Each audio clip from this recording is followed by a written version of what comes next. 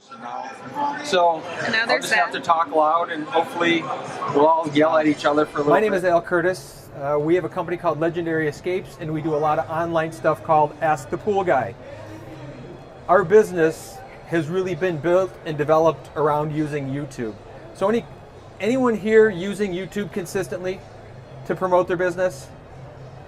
How's it working? You getting some stuff happening? From all of the nations, we don't want that. Yeah. Well, here's the beauty and the drawback is you are going to get a lot of contact from a lot of places, but in a local market, you can really strengthen that market.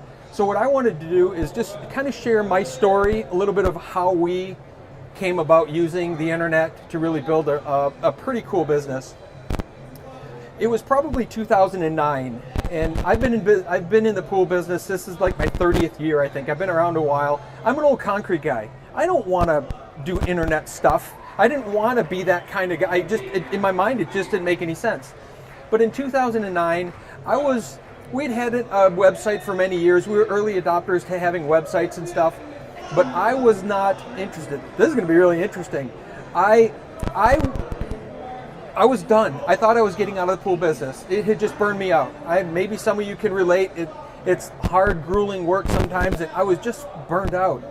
And in 2009, I was challenged by a guy, and he said, we had been using social media in another business, because again, trying to get out of the pool business, we started a company, we started using social media as really early adopters, and people, we got to understand it really well. But I wasn't using it for pools. I just didn't want to be a part of it anymore. I was burned out. And in 2009, a guy challenged me. He said, if you're so effing good, he was really crude. He said, if you're so effing good at social media, and this was the case, we were teaching a social media class, a roundtable to executive CEOs from around the country, big time CEOs of really well-built, privately held companies.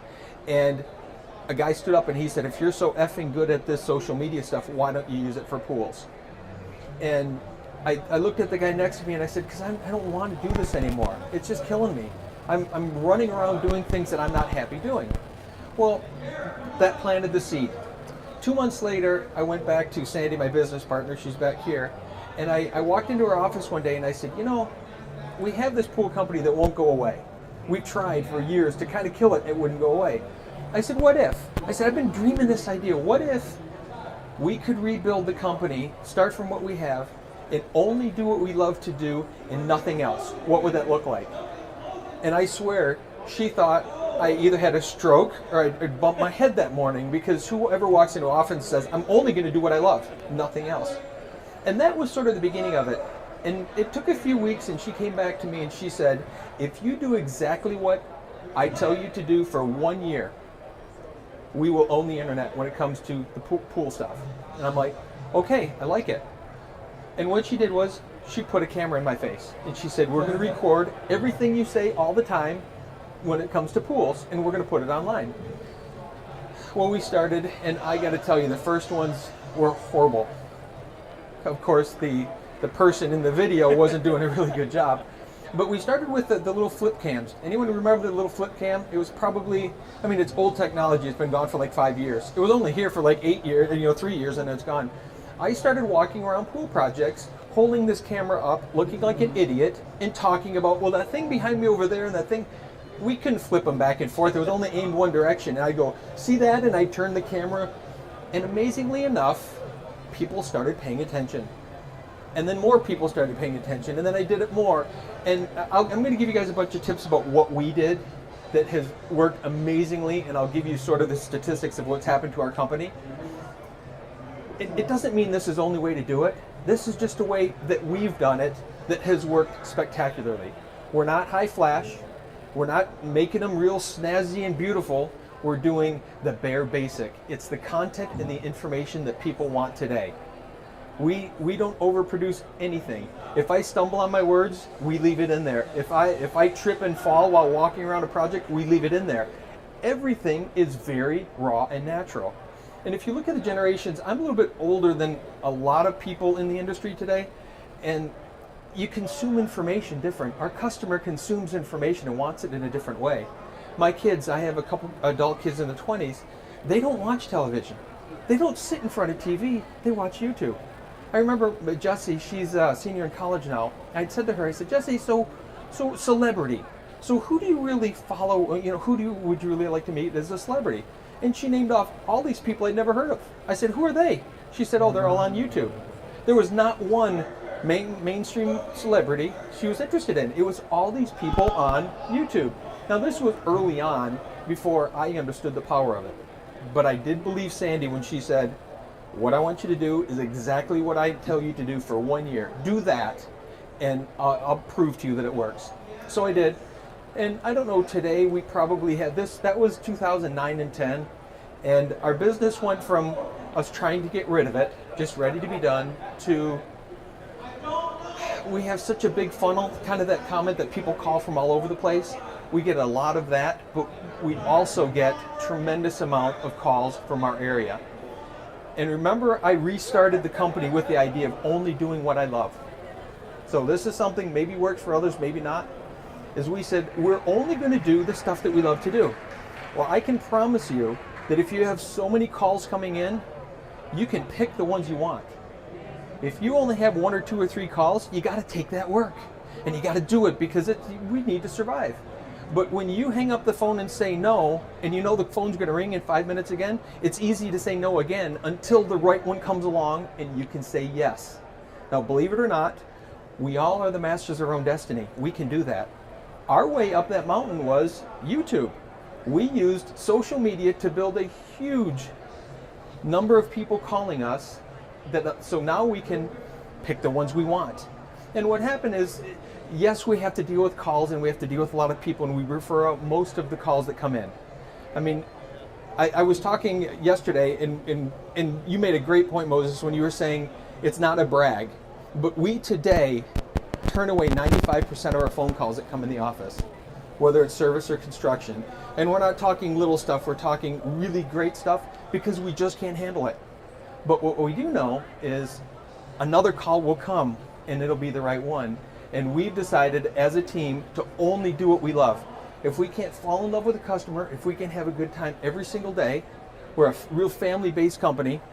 If we can't just love the experience and if we can't love the customer, we won't do the work. But it's because of YouTube that we could do that. Our past experiences, we had to take that lead, we had to take that call, we had to go out and see every single person that called in. Today, you know what we do? They call in, the first question is, have you seen it? Did you find us online? 99% of the time it's yes. The next most important question is, have you watched our videos? And if they say no, we say the very first step for you to do is to go to our YouTube channel and watch videos. Not 1, not 2, you have to invest in us today. So when a customer calls in and they go, yeah, we watched 5 hours of your video, let me ask you guys, if you were going on a sales lead and somebody said to you, yeah, I watched like 5 hours of videos with my wife and kids last night, is that do you think that's a pretty good connection? It's a weird world versus me going in cold. Now they know everything about me. They know how I act, they know how I move, they know how I sound. I don't know anything about them other than they're interested enough in me that they show up at that meeting already prepared to talk about what I want to talk about. They are now working in my paradigm. I'm not working in theirs. Because if you watch 5 hours of our stuff and you didn't like me, no problem. We don't have to meet. We saved a whole lot of time for everybody. But if we get to that point, we know that we have a darn good chance of doing business with a customer. And as a net result, we can do the stuff that we love to do.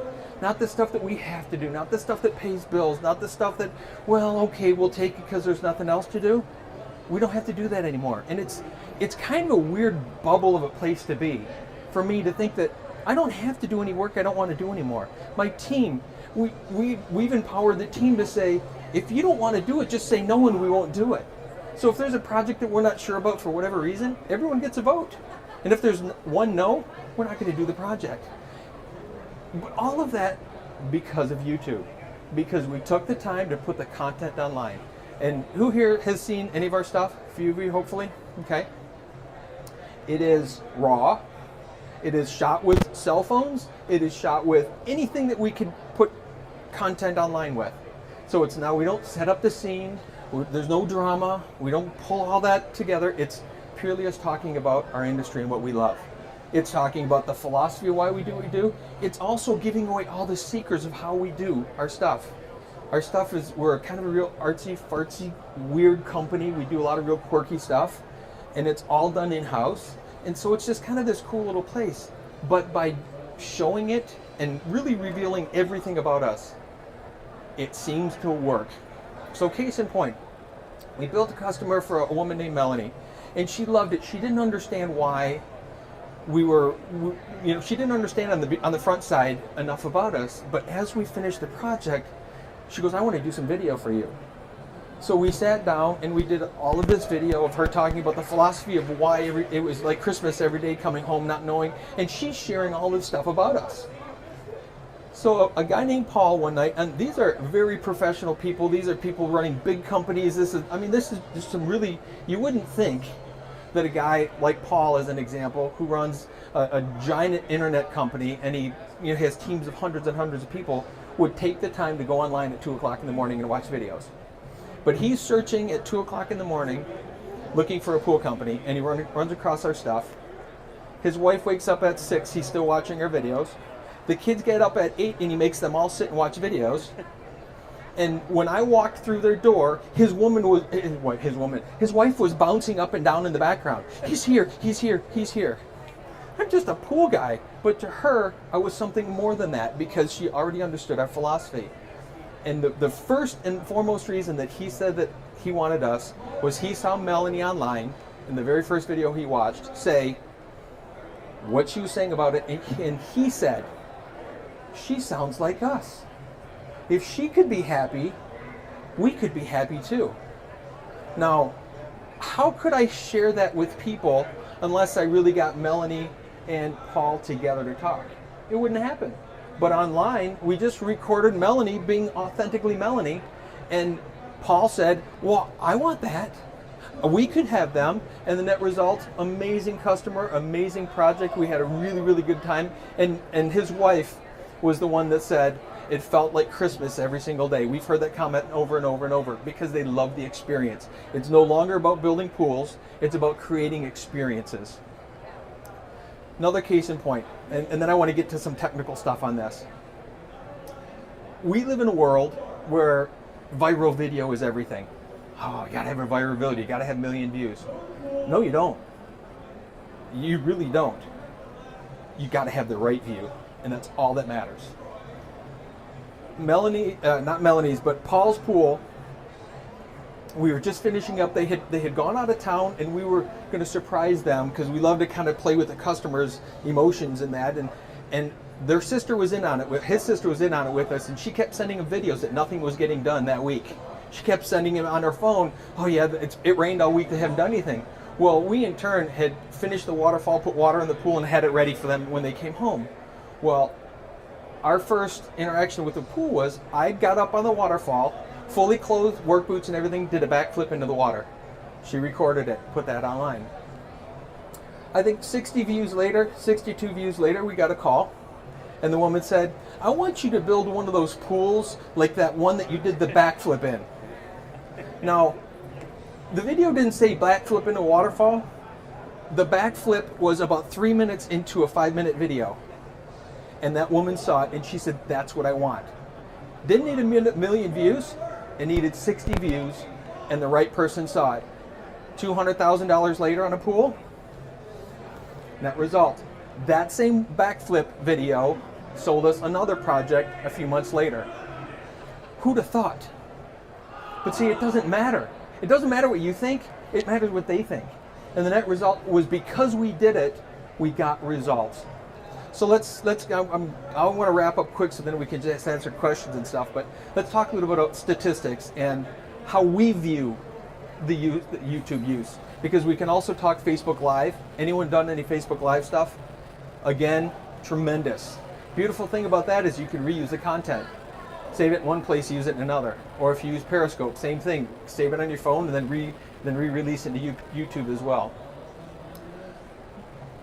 What we've paid attention to is we never worried about subscribers. We just were doing this. We never tried to monetize it. The intent was not to how can we make money doing this? It was how can we share our message?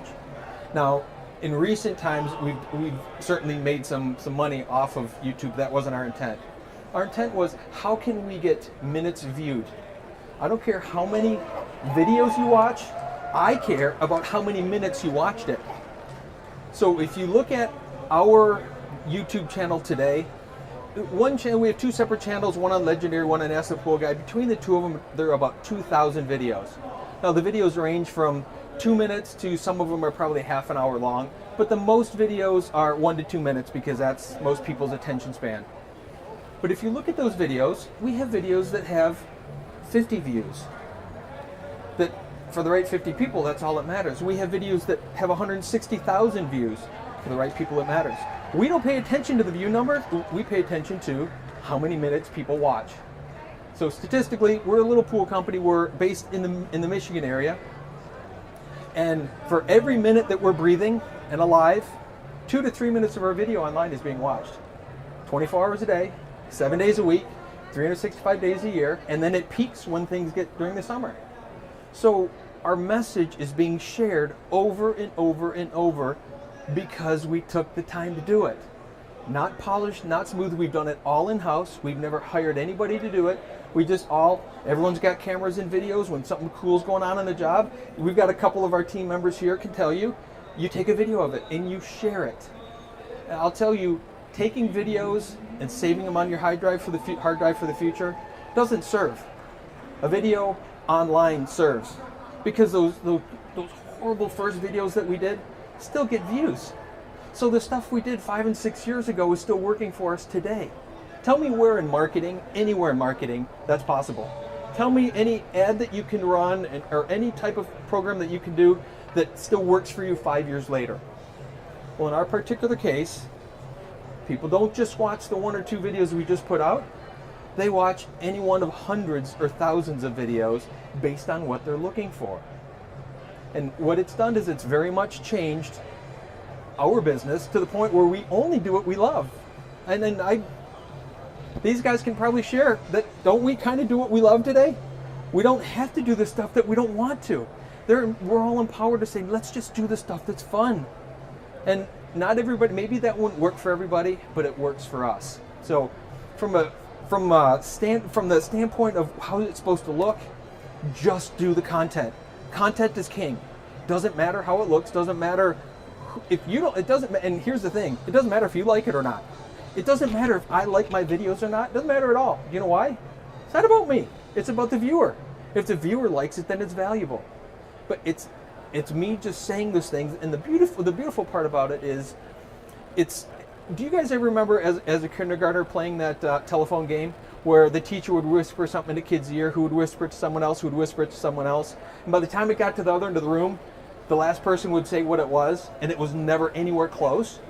The beautiful thing here is I can say my words in a video and share them with you, and you go, wow, this is interesting, and you could share it with her, and she goes, wow, that's kind of cool, I'm going to share it with him, and 10, 20 shares down the road, he heard my exact message. He didn't hear your interpretation of what I said, and then her interpretation of what you said I said, and then his interpretation of what she said that you said that I said. He heard my message. When you think about it from that standpoint, it's pretty powerful. Is that it could have gone 100 people down the line, and it's the exact same message. Another big part of the power in YouTube. I think the kind of the final comment, and then I'll open for some questions. No one forces anyone to watch video. If you really want to look at what's going on, whether it's this political arena we're in or anything else, pay attention to the statistics of video. No one makes you sit down and watch all those videos. You do it by choice. So and there's no way to lie about that. We can look at the statistics and say, what are people doing? They're watching video. It's the easiest way to share your message. You don't have to be polished and smooth, and you just have to share the message. And the net result is people will pay attention and people will listen. And yes, we get a lot of calls from all over because people see it, but we've also, so we handle those as best we can, but we get so many local calls that we just can't do that much work. It's a neat place to be. Who here wants like way more business than they could ever possibly imagine? Anybody? Well, the one way we figured out how to do it was YouTube. And you know what? Free. Didn't cost a penny to sign up. Didn't take any really special skills to sign up. Doesn't take much effort other than doing a little bit of work and recording the stuff that you're already doing. You know that what's the content on our YouTube channel is all stuff you do anyway. Put someone with a camera. Put someone with a phone. Record it. Because it doesn't matter. You think it matters to, it doesn't matter to you. It matters to them. Maybe it's boring to you. What you do is boring. Doesn't matter. People think it's exciting. They love it. You know, sitting down on the design table. I can't believe how many times people have watched and said, well, I'd like to see how you design. So we set up a camera and I colored out a thing and then we sped it up and people love that video. Or I had a particular customer where I did a clay model. So we had some elevation, so I kind of did a 3D clay model. And people loved it because we could take a 2-hour process and make it a 2-minute video and watch the whole thing. Where else would they get that? Where else would they get connected into what they really want? Because once they see that, they go, oh, now I understand what you're talking about. The power of video. So any questions, comments, thoughts? Was there anything else that you think I should cover in the process? Oh, okay. One more story here and then we'll go to questions. We were in Fort Worth last week, 2 weeks ago, at a business convention, and one of the people from Fort Worth had about 100 of us out to his home for a wine and cheese kind of gathering and show and be able to see his home, just a gorgeous home overlooking Fort Worth. And there was a guy that I have known for several years standing here, and he's talking to a woman that I might have seen, but I didn't really know who she was. And this guy's name is Ralph, and he goes, oh, have you met Al? To the woman. And she's like, well, I think we might have, but well, tell me about it. And tell me about what you do. And we're standing right out there near this pretty cool pool, that negative edge pool overlooking the skyline. It was pretty. And Ralph goes, well, let me tell you about him. And I'm standing there like, Ralph, you barely know me other than we've met at a few conventions. And he lays in and he tells this whole story to this woman. Well, if you watch this video, he says this. And if you watch, Ralph, I'll never build a pool for. He lives in Pittsburgh or Pennsylvania somewhere. I'm in Michigan. And he told my story to this woman in a way that I couldn't have imagined. Why? Because he's followed us online, because he's paid attention. And we got him casually interested by talking about our philosophy. And next thing you know, he shared the whole story with this woman. This woman knew my whole life, and I hadn't said a word. But Ralph did. Again, power of video. I couldn't have sat down with Ralph long enough to tell him that much of a story that he would have stayed interested in. But over the course of however long he's watched the videos and he's learned enough about me, that he now knows enough about me that he could share this 15-minute dissertation to this woman. I'm standing there like, how do you know this much? It was pretty cool. So anything else there? Questions, comments, thoughts? Can I help anybody? Is there anything technically that you did to make those videos kind of come up better in a search? So the question is, did we do anything technically to make the videos come up better in a search? Unfortunately, my answer is no. What we did is we just kept producing video, and we just kept producing video. Now, there's a few, on the technical side, there's a few things that when you get involved in linking your Facebook to YouTube to Twitter to be able to push content. So there's a few little technical things, but that's all we did. We've only now started to boost a little bit of our stuff on Facebook, but otherwise it was all organic. We were long-term players, and long-term now is only a matter of a few years. Long-term isn't 20 years. We've been at this for 5 or 6 years, like really intensely, and but we never went at it trying to grow it too quickly. It was very organic in nature. So I'm sure there's a lot of people, and Sandy might even be able to help some of the technical stuff if you want those extra technical things, but we didn't. We kind of kept it simple, and we just kept doing the work. Because I listened to her and said, for the first year, do what I say. I did, then we got into a habit. And I'll tell you, I didn't like it. I didn't like her showing up at a job going, all right, let's do a video. I guarantee you when we're done today, she's going to stand me right there and go, okay, let's do a video. And you know what I'm going to say? I don't want to. I still don't want to. But what I recognize is by doing it, by doing a simple thing, and it's a simple thing, it works. People care. And I think the really cool part about it for me is I can just be authentically me, whether I'm online or not. And I think that's an important piece, is authenticity. Be who you are offline, exactly who you are online. I've had a lot of people, I've driven up to people's homes and they say, you look just like the guy I saw in the videos. Well, yeah. But you sound like him. Well, yeah. You act like him. Well, yeah. And that's what that does, is that helps people connect, because selling and anything else is purely about connecting on an emotional level. And it's easy to connect at least one way with a video. The beautiful thing is they're already sold into you. They already love you. If you don't love them, it's pretty easy to walk away. But typically once we get to that point, we know it's going to work. Yes?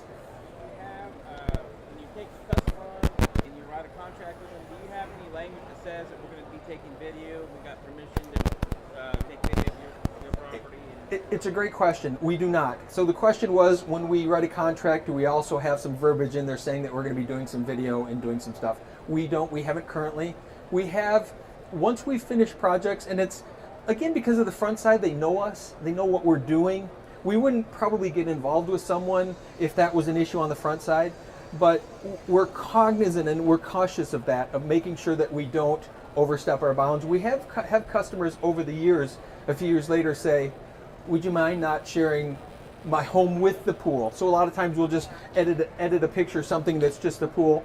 And I would say that be as cautious as you can, but also forgiveness is a beautiful thing as long as you don't blow them off. We've only had a few issues where people have said something and we've immediately taken care of it, and it's always been fine. Yeah. Well, I got another question. On the video that you're shooting me the details when you're building it, like excavation, steel, plumbing, and has any of that had a negative impact on any build? It hasn't yet. So the question is, are we shooting the detail and kind of the specifics, the excavation, the steel, all of that? We share it all. And we've had no response yet that was negative, or no one coming back. Now, we just posted a video, and Katie had posted it, and she had said Gunite Day on the title.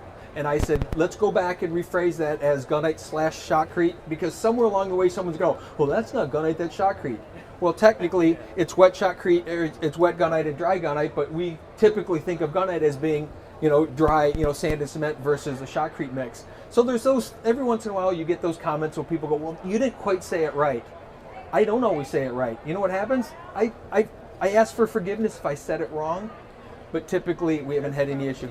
That's probably just something to pull in the video. Probably, yeah, because that's what it would be typically. Yes.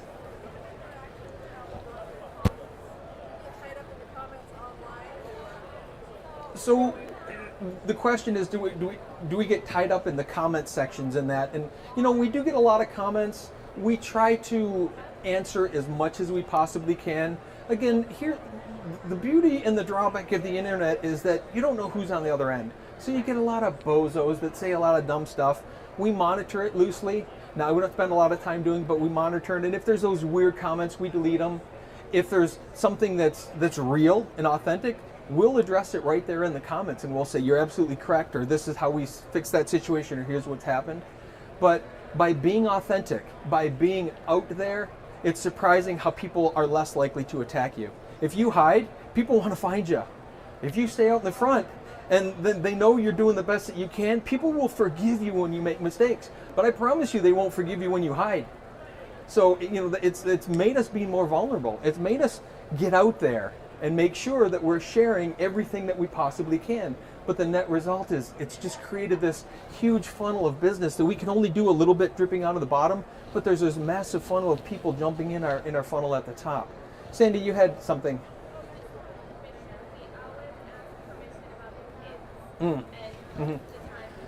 That's a specific, and we always do that verbally. And the question or the comment was, what about kids in our videos? We'll ask the homeowner, how about your children? Is there a problem? And again, have we had really, other than maybe a few little things, no one's ever said, oh no, don't use my kids. Usually they want to promote us. We positioned ourselves to have people want to promote us. That's a big difference too, is they want to talk about us. I think for you it's been effective to have like a face. Mm-hmm. You clearly have a team. Mm-hmm. Is it something you think, can a company do the same thing without having a face and do something as a coach? I think they can. So the question is, you have a team, but then you also have a face for the team, and we certainly have the face for the team. I think it really comes down to how badly you want to be a part of it. See, we do business with people. We don't do business with companies. You don't write a check to a company. Really, you're writing it to the person you're giving it to that then cashes it. And I think that the more that you engage and the more that you show the people around you how it works, the more that people will get on board. And then you'll find a face. Maybe you become that face. Maybe, it doesn't have to be the owner that becomes the face of that. But I think having a visual helps. And, Mark, my nephew Mark, is our team service guy. He's the leader of the service. He's in a lot of the videos that I'm not in. But they're all part of it. He's doing service-related stuff and telling how to do this and how to do that. And people, it doesn't matter if it's not me saying it. So, I had one more, but I've Okay. got space on it. I'll ask you. Okay. Did you have any problems decided to do the monetization? Did that, Well, we did. It does. So we got started thinking we're just doing this because we love the industry. We want to grow the industry. We want to be an advocate for the industry. That's why we did it.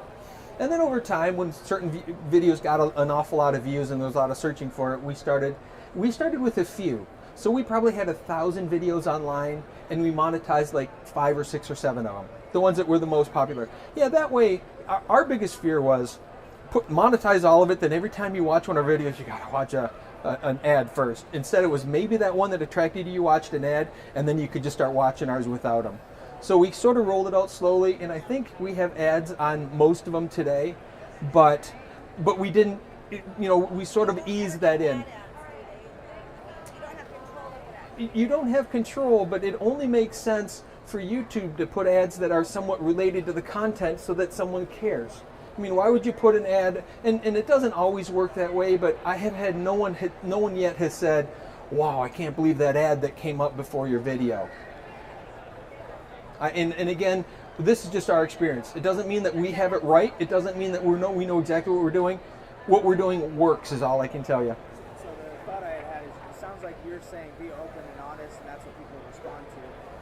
You've been in the industry so long, do you have a lot of pushback from other guys that are in the industry? that Absolutely. want you to share the inside talk? So I'm known as the fruity pool guy in my area because I'm the guy that shares all that information. But his comment was, we get a lot of pushback from other guys that have been in the industry a long time? Absolutely. We're in this secretive industry. No one wants to tell their secrets. No one wants anything to be exposed. Not that there's anything to hide, but everyone thinks they're supposed to hide. And what we did is we just said, you know what? We love the industry. We're going to share everything we could possibly share. Everything, how we feel, whatever about all of it, and not everyone's going to like it. And so I'm known as the fruity guy in our area because that's the guy that's going to shoot video for everything. But you know what? Someone wants to see that content. So it comes to buy-in. I don't know that these guys all bought in the minute we started doing this. I think you can ask them. I would think that they sort of grew to it, that we're going to do this again.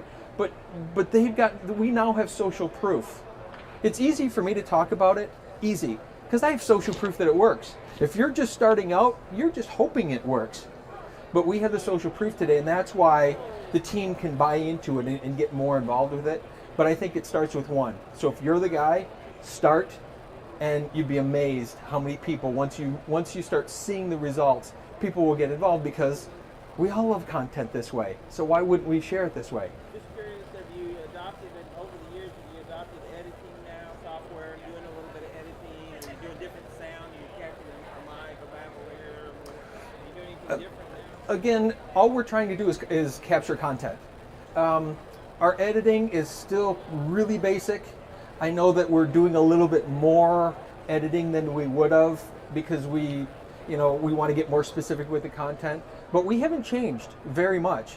We're not looking to be more polished. We're not looking to be more professional. We're looking to be ourselves. The mics and things just help with the sound. When we have really poor sound, we still put the video out. We've put out a ton of videos with really crappy sound. People still watch them. People still comment on them. People still talk about it. And they might comment more. Yeah. But the net result is we want to put the best thing that we can without, number one, spending a lot of time, energy, or money on it.